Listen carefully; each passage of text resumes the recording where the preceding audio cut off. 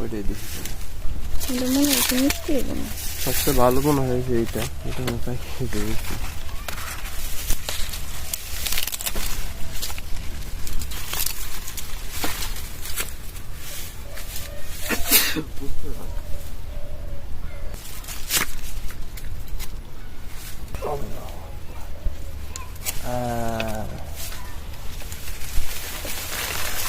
আমাদের শখের আখের বাগান থেকে আমরা একটা কেটে নিলাম।